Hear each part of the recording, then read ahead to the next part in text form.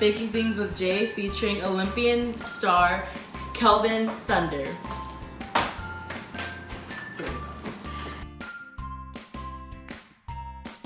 And lovely co-host Verna Ladders.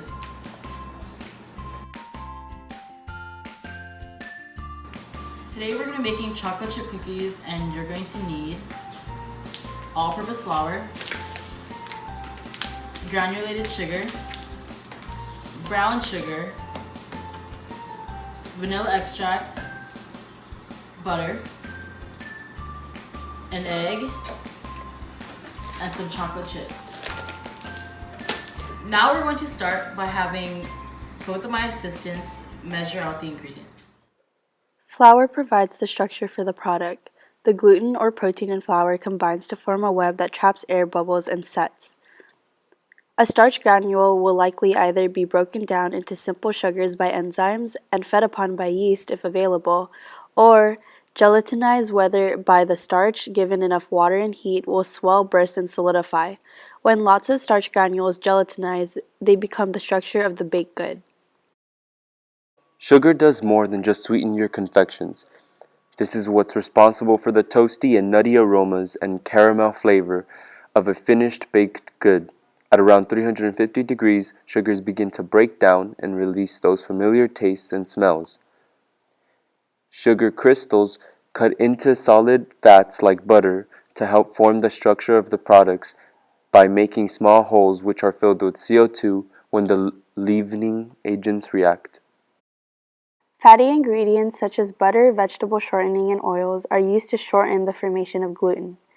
Fat coats the flour and, being hydrophobic, repels the water that would otherwise activate its proteins, slowing gluten formation and leaving you with a softer, more tender final product.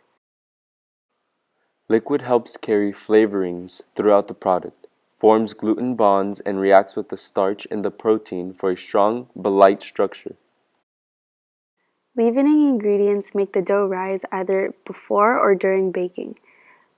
Some leaveners, like baking soda, react with acidic ingredients and heat, create CO2 gas as a byproduct, and expanding gases make the dough rise. Eggs are leavening agents, and the yolk adds fat for tender and light texture.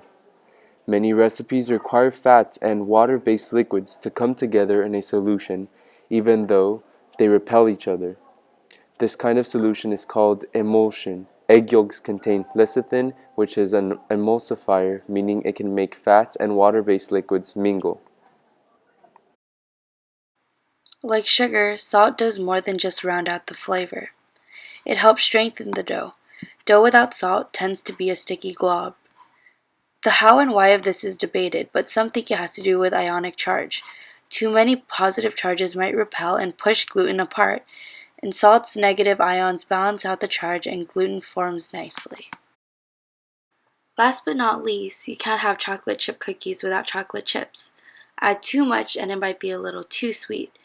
Make sure to add just the right amount for you.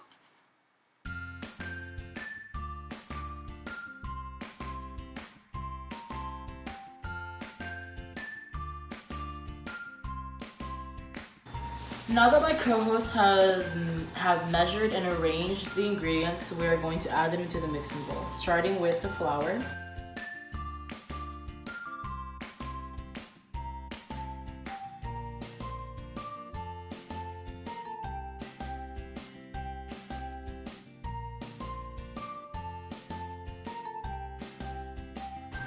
Next, we're going to move over to the side to power whisk the batter together. I'm going to add in my secret ingredient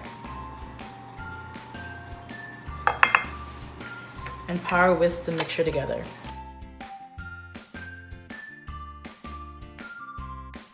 Just bring the dough together, making sure everything is combined. Blend.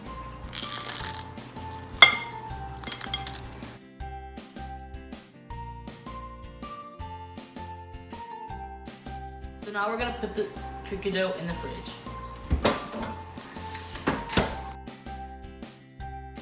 So now my co-host is going to grease up the pan for us to make the pan more non-stick than it already is. Essentially, cooking spray is oil in a can.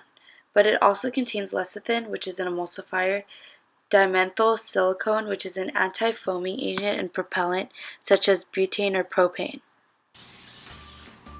And I'm gonna have the Olympian start scooping the batter onto the tray. So here we have Kelvin Thunder scooping in the cookie dough.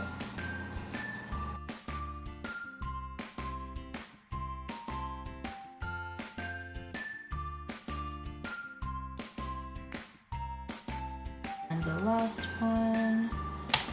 Okay. So now we're going to put it into the oven at 375 degrees for 8 to 10 minutes.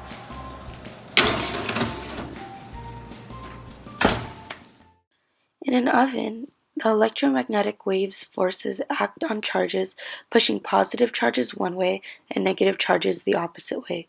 The molecules in the food, which have easily separated, will therefore oscillate.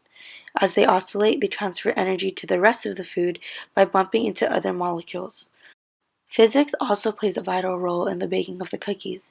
The convection oven adds a fan that circulates the air inside, pulling air out from one area and pushing it back into the oven, creating more even temperature. So it's been 8 to 10 minutes and we're gonna take the cookies out. And they look golden on the edges, so they're done. A special thank you to Olympian star Kelvin Thunder and lovely co-host Bernadette Ladders for helping me make these delicious chocolate chip cookies. Tune in next week on Just Baking Things when we make some quinoa rice. Bye!